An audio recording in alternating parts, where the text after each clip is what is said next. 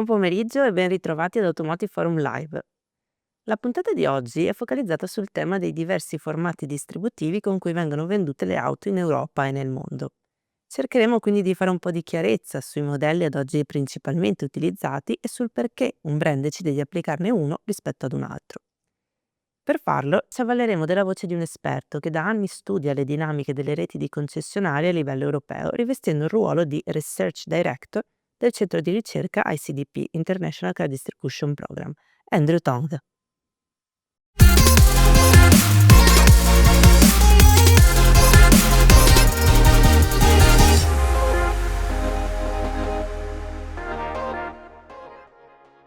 Hi Andrew, and thank you for being here. Oh, good morning. It's great to be with you. So let's start right away with the first question. The European market is in turmoil for a number of reasons, one of which is definitely the entry of many new Asian based brands that are shifting the traditional balance of the industry. With you today, I would like to shed some light and ask if you can explain in a few words what are the different distribution models that a brand can choose to apply once it enters a new territory, depending on the degree of control it wants to have over their sale. Plus, what do you think is the best model that can work in the initial stages of a brand's life cycle? Okay, interesting. Well, you're certainly right that the European market does seem to be in turmoil at the moment. I think wherever you look, so much going on, whether it's tariffs or economic uncertainty or CO2 rules or customers not being confident. So it's hard for traditional brands, but it is really hard for the new entrant brands as well. They often consider Europe as one market, but of course it isn't. We're all different. We all have our specific needs. I think when it comes to distribution choices, um, we need to talk about the wholesale level briefly and then the dealer level. So I've allowed myself one slide to help us along. Um, if we start with the wholesale level, the traditional route a new entrant brand tends to follow is to appoint an independent importer for a market. So somebody who knows the market well and who can in turn recruit and maintain a network of dealers. Most brands historically have moved from an independent importer to a wholly owned national sales company when the market's got bigger, when it's got more important for them. Um, but that kind of path isn't universal anymore.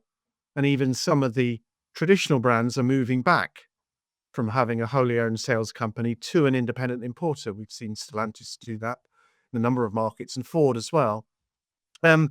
Most of the new entrant brands are following that traditional path, so starting with an independent importer, but they are all doing that. Some are jumping straight to a wholly owned company, and some have started with one arrangement and are then changing it. I think what makes this interesting is that now a number of the large dealer groups in Europe, including some of the big dealer groups in Italy, I think now have the skills and the interest in taking on new entrant brands at the import level as well. We've seen this with Hedin and Bilia up in the Nordic markets, for example. And I think that gives the new entrant brands yet another choice. There probably isn't one perfect solution for them, but the choices are growing. I think if we then come down and think about retail, so think about dealers, again, there's a spectrum of choices. And as you said, they're kind of linked to the degree of control a brand wants to have over what goes on. And the more control you want to have, the more it's going to cost you and the more involved you've got to be. So looking at the slide, if you think about a kind of spectrum from a franchise on the left to direct wholly owned options on the right, standard franchise, that's the dealer model we've used in our industry for over 100 years now. Modified franchise, that's the number of brands get more control over their dealers by changing elements of the franchise, things like operating a very tight margin structure. Dacia in the picture is a good example of that. Effectively almost operates a bit like agency in that the prices are almost fixed and customers all get the same deal. So you can structure your franchise in a different way. You can choose agency, genuine agency, we've put in the middle of the slide. So effectively, halfway house, the manufacturer gets control of the sale. They get contact with the customer, but they still get a dealer to do the selling for them. You'll note I've only put genuine agency on the slide. I haven't put non-genuine agency. For us, that's just a label. It's really more of a modified franchise in all the examples we've seen. And then over to the right, there are direct options. I mean, direct mall, that's really where Tesla started, opening shopping center outlets, big outlets in retail centers, suburban retail centers, and so on. Direct lean, effectively where Tesla are heading now. So in a number of markets, they bought ex-dealership premises and they're operating them themselves, a bit like a kind of retail chain, so still wholly owned. So spectrum of choices. Across the bottom of the slide, some thoughts on what this means for the new entrant brands. Well, standard franchise, everybody knows how to do that. Arguably, if you're thinking about delivering a truly joined up online, offline journey for customers, you could say, well, the standard franchise doesn't work perfectly anymore. Moving to the other end, direct mall. Yeah, we've seen a number of new entrant brands try those direct models. It's quite attractive for them. It's relatively low investment, but it is high operating cost. And so it's quite hard to scale. Same really applies to direct lean. Agency, yeah, theoretically, it's a good solution for them, but in practice, quite hard to do that from a standing start in a market when you don't know what's going on. So I think really, modified franchise probably where all brands should be aiming for, including the new entrants. So I think of it in practice, long-winded answer, they'll really start at either end of that spectrum. They'll start with a standard franchise, or they'll start with some direct outlets, or a bit of both. And over time, like the other brands, they'll probably converge somewhere around the middle of the picture, but not everybody will sit in the same spot. We'll see a lot more variety of choice, I think, in the future than we have in the past. Thank you. Thank you, Andrew, for this explanation. I think they were very helpful in bringing some clarity among those who are listening. Now, I'd like to move on to talk about the agency model, which you mentioned, which initially seemed to have a wider implication. Instead, today its impact seems to be lighter. And there are several brands that have decided to take a step back. Can you give us a quick update on the latest news on brands' decisions in this regard? Perhaps the most recent one is Polestar, but not only. And why do you think they've made these choices? Yeah. Well, the agency story continues to roll on. Lots of changes, almost every week it seems. So this will probably be out of date fairly soon. We've seen lots of changes to plans and also to timetables for agency rollouts. And yeah, you're right. A number of brands have taken a step back and changed their minds. I think easiest way to summarize this, there are some brands who've effectively changed their minds before they even got started with agency. And in that category, we put Jaguar Land Rover, at least in Europe. They've still got agency in South Africa. And Ford, who got as far as a pilot agency rollout in the Netherlands, which was done in a big hurry and didn't really work. And so they've changed their minds as well. Both of those have kind of gone back to the kind of fairly standard franchise for the moment. I think there's then a group who have also gone back to franchise for the moment, at least in markets where they haven't already launched agency, but they've gone back to more of a modified franchise. So they want to keep tighter control and include some agency-like elements in their approach, although we don't really know what they are yet. In that camp, we put Stellantis, I think, who have moved back in a number of markets, but not where they've already launched. Volkswagen, again, pressed pause for the moment. And also Volvo, who did launch agency in the UK. We're still on agency here, but the rollout plans beyond that seem to be paused for the moment as well. Final group, I think those who are sort of committed for the moment, but whose timetables have moved. And it's not impossible they could change their minds. probably put BMW and Mini in that camp. BMW very much going ahead with Mini to see how it works, and the plans around BMW seem a bit more fluid just now. There are still others that are fully committed. Mercedes is probably the best example. Continued its rollout in the markets where that's happened. And then I guess to complete the picture, what we're also seeing is a range of brands coming from that more direct end of the spectrum backwards towards agency or even towards franchise. And you mentioned Polestar. That's an example of that. They were operating effectively almost a direct model, very, very pure form of agency.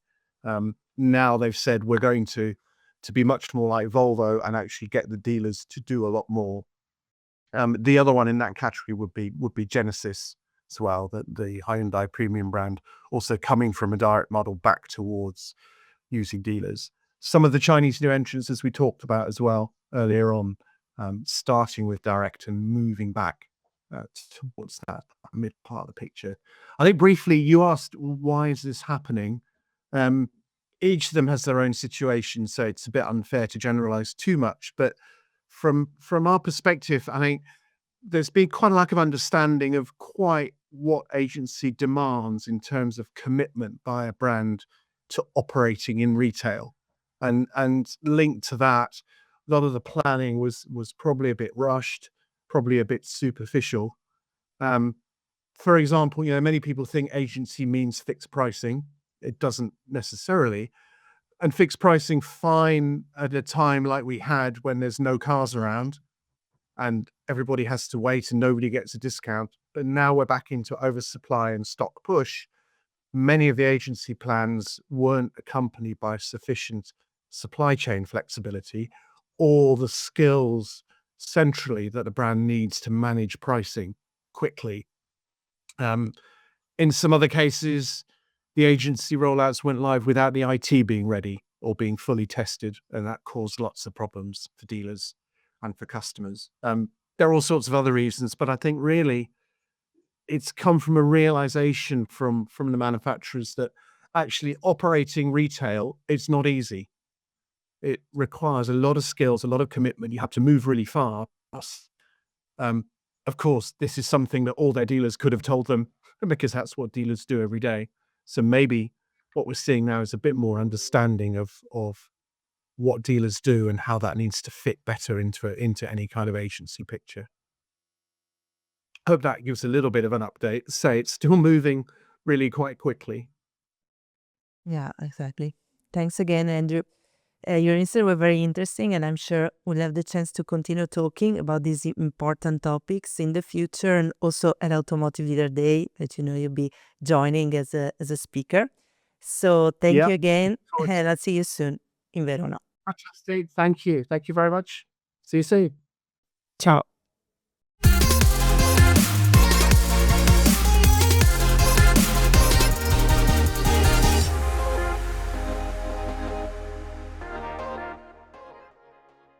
Come avete sentito, ci sono diversi brand automobilistici che hanno scelto o stanno scegliendo un modello di distribuzione di vendita diretta, il cosiddetto modello di agenzia. Tra questi c'è il brand Polestar, che ha però da poco annunciato la scelta di applicare una modalità cosiddetta non genuina. Oggi abbiamo l'opportunità di ascoltare direttamente dalla voce di chi guida questo brand in Italia e in Svizzera, Dimitris Chanazoglou, il perché di questa scelta, così come conoscere meglio il brand e le sue strategie di sviluppo. Ascoltiamolo nell'intervista con Fabio Barbisan, COO di Quintegia.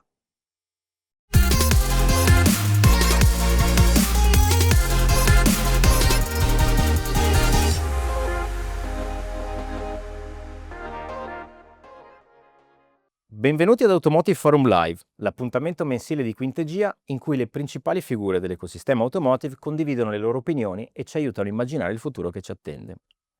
Oggi abbiamo il piacere di dialogare con Dimitris Chanazoglou, Managing Director di Polestar Svizzera e Italia, società del gruppo automobilistico svedese che ha nella sua mission l'ambizioso obiettivo di migliorare con le proprie soluzioni la società in cui viviamo. Buongiorno Dimitris e grazie per aver accettato il nostro invito a intervenire. Buongiorno a lei, buongiorno al pubblico che ci segue, grazie a lei per l'invito. Grazie infinite. Dunque Dimitris, partiamo da te.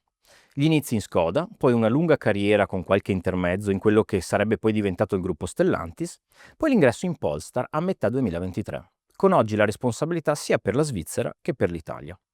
Ci racconti cosa le ha convinto ad abbracciare questa sfida con un brand nuovo e così fortemente orientato al futuro?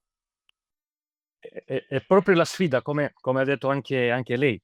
Secondo me uscire dal comfort zone è quello che ti fa crescere sia personalmente ma anche professionalmente. Ho cominciato la mia carriera a 18 anni portando personalmente le macchine ai concessionari di Skoda in Grecia. Dopo sono entrato in FCA, una grande scuola di automotive, un ambiente altamente competitivo, un'azienda fortemente orientato al risultato. Dopo Polestar, che rappresenta una nuova sfida entusiasmante per me. Polestar ha un'identità molto forte come brand, combina il qualità premium, performance elevate, sostenabilità, design minimalista svedese, tutto quello racchiuso in una macchina 100% elettrica. Allora, portare a casa risultati concreti in questo contesto, in proprio questa complessità, è la cosa che mi stimola personalmente. Fantastico, fantastico, bello il tema della sfida, che tra l'altro è un tema molto attuale, visto che nel settore automotive, nel mondo automotive, le sfide oggi sicuramente non mancano, ma verremo punto per punto, insomma, su alcune di queste. Abbiamo l'opportunità, l'onore e il privilegio appunto di coprirne alcune di queste oggi. Grazie. Allora, Svizzera e Italia. Interessante, due paesi profondamente diversi e in un certo senso simili. Se però ci fermiamo a un aspetto abbastanza specifico, cioè per esempio quello del tasso dell'elettrificazione, lei ha parlato appunto di una macchina totalmente elettrica, beh, con le dovute proporzioni notiamo delle differenti velocità, no? Nel paese elvetico, nel 2024, le nuove immatricolazioni, i cosiddette BEV, sono state circa, mi corregga se sbaglio, il 20%, mentre in Italia sappiamo che si fa un po' più fatica, diciamo così, è un po' più stagnante, no? Quindi tra il 3 e il 4%. Noi tra l'altro monitoriamo una serie combinata di variabili con il nostro indice BEV Italy Progress Index e non ci stupisce affatto che ci sia questa differenza, si rilevi questa differenza. A parte gli aspetti di regolamentazione, quali leve, secondo lei, pensa possano essere attivabili da parte degli operatori per migliorare queste performance? Buona domanda, è molto attuale. Possiamo infatti parlare a lungo per il quadro legale, per il potere di acquisto, eccetera, eccetera, ma meglio concentrarci su queste cose che possiamo praticamente influenzare in breve termine. Secondo me, prima di tutto è la percezione dell'infrastruttura di ricarica, e parlo della percezione, non dell'infrastruttura per sé, perché questa realtà non risulta anche numericamente. Cosa voglio dire? In Svizzera ci sono 15.000 colonnine per 9 milioni di abitanti, allora un rapporto di una colonnina per ogni 600 persone. Invece in Italia abbiamo 65.000 colonnine in questo momento per 60 milioni di abitanti, significa un rapporto di una colonnina per ogni 900 persone. È una differenza non così grave per giustificare la differenza della percezione. Cosa voglio dire? Quando si parla con un abitante in Svizzera, non si dice dell'ansia di autonomia. Invece quando si parla con un abitante in Italia, si dice dell'ansia dell'autonomia. Per dare anche un esempio pratico, sull'autostrada A1 ci sono matematicamente per ogni 60 chilometri una colonnina. Quello che voglio dire, il nostro compito è di eliminare questa paura dell'autonomia, rendendo chiari questi numeri e convincere la gente che non hanno nulla da temere di cambiare adesso verso l'elettrificazione. Interessante, interessante unire l'aspetto, diciamo, analitico, come sta facendo lei, sui dati effettivi con anche la percezione e non mi cioè sono, più che d'accordo, nel senso che, forse in Italia stiamo vivendo effettivamente una polarizzazione che non aiuta, no, di opinioni, no, tra chi, è ancora pro, no, e continua a esserlo, e chi in realtà è stato sempre contro e si alimenta anche delle ultime notizie per, come dire, dare credito e fuoco alle proprie opinioni. E non, sì, questo sicuramente non aiuta perché crea quella confusione in cui il consumatore, il guidatore, l'acquirente o l'utilizzatore non riesce a effettivamente a districarsi, no, in queste scelte. E quindi è veramente interessante. Credo che anche noi abbiamo sicuramente un ruolo oltre ai media per diciamo cercare di veicolare quelli che sono dati oggettivi, no? E dati di fatto, e questo appunto è sempre un valore, quindi grazie mille per questo spunto davvero. Dunque, proseguendo e andando diciamo anche a concludere un po' questa nostra chiacchierata, mi piaceva toccare un tema che è centrale nella puntata di Automotive Forum Live di questo mese. Mi sto riferendo chiaramente ai modelli distributivi. È un argomento che tra un paio di mesi sarà anche al centro del programma contenuti di Automotive Dealer Day 2025, dove appunto mi auguro ci sia l'occasione per lei di partecipare e vedere un po' come le cose stanno evolvendo anche nella community nel suo complesso. È notizia relativamente fresca la vostra scelta di un modello di agenzia non genuino. Tra l'altro qualche giorno fa c'è stata un'inaugurazione a Modena che ha seguito quelle di Milano e di Roma, quindi insomma state crescendo, insomma, a passi ben spediti. Ci può raccontare di più? E quali sono le motivazioni della scelta di per sé stessa di questo modello e gli obiettivi che vi ponete con i vostri partner distributivi? Allora, secondo me non c'è un modello distributivo che è universalmente corretto o universalmente sbagliato nel mondo di automotive. La scelta dipende prima di tutto dalla fase di sviluppo di ogni marchio, la strategia commerciale e l'identità di ogni marchio che vuole creare sul mercato. Per quanto riguarda Polestar, uno deve considerare da dove veniamo. Finora abbiamo avuto il cosiddetto modello di service provision, dove i nostri partners potevano solo fare test drives e presentare le macchine, i modelli ai clienti finali. Non avevano diritto a fare azioni di marketing o a supportare l'azione di vendita. Invece adesso, passando al nuovo modello, al cosiddetto di non genuine agency model, i nostri partners hanno diritto a fare azioni di marketing, hanno diritto a supportare attivamente la nostra vendita, e dico la nostra vendita perché la vendita per sé rimane una cosa nostra, in quanto la strategia commerciale, la strategia dei prezzi e anche il posizionamento del brand rimane sotto il nostro controllo come Polestar. Allo stesso momento, il nuovo modello distributivo ci dà la possibilità di, come ha detto anche lei prima, abbiamo nuovamente nominato un agente, un partner a Modena, che si aggiunge a quello di Modena, a quello di Roma e Milano che abbiamo avuto finora, che ci saranno anche ulteriori sviluppi. Ci dà allora la possibilità di poter coprire il territorio italiano in modo giusto, selezionando i partners per sviluppare la nostra strategia. Ciò nonostante, noi seguiremo con attenzione le esigenze del mercato, ascoltiamo i nostri clienti. Se i condizioni dovessero cambiare, ci adegueremo nuovamente. Questo è il vantaggio di avere una struttura molto agile come quella nostra, come quella di Polestar. Molto, molto interessante, molto interessante. Mi piace molto l'insieme di variabili che ha messo insieme nel descrivere il perché state andando in questa direzione. C'è anche il momento, no, del brand in cui è e È il quali sono momento. appunto gli obiettivi. Quindi non c'è una ricetta giusta, No. sono sagge parole queste, perché poi appunto a seconda degli obiettivi, le dimensioni, il tempo di ingresso in un mercato, il tipo di mercato forse anche, ci sono delle scelte strategiche che cercano di essere più aderenti. E ancora più, diciamo, prospetticamente entusiasmante è il ragionamento nel dire sentiamo il consumatore e se cambiano e i nostri partner, e se cambiano delle esigenze, noi siamo un'organizzazione anche flessibile, sicuramente ascoltiamo, ragioniamo e eventualmente agiamo di Esatto. conseguenza. Quindi no, parole veramente importanti e insomma grazie anche per averle condivise con noi e col pubblico appunto di Automotive Forum Live.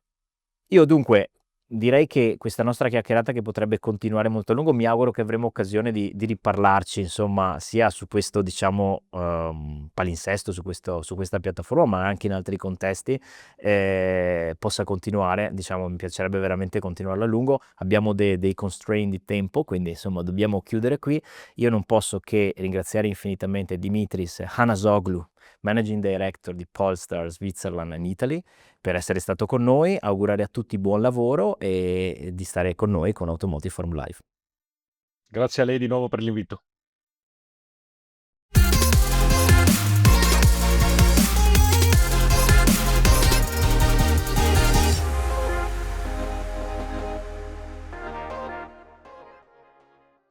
Abbiamo visto come il sistema delle reti di concessionari e agenti in Europa sia in grande evoluzione, spinto da un lato dalla necessità di efficientare i processi per sopperire a una marginalità più ridotta, dall'altro dall'esigenza di rispondere a nuove domande da parte del consumatore.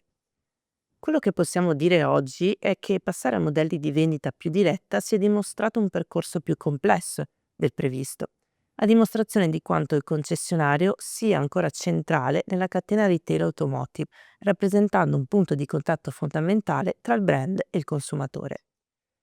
Ci auguriamo di aver fatto un po' di chiarezza su questa complessa tematica e vi aspettiamo per la prossima puntata, prevista per martedì 15 aprile, per approfondire un altro importante ambito di interesse per gli operatori automotive. Buon lavoro a tutti!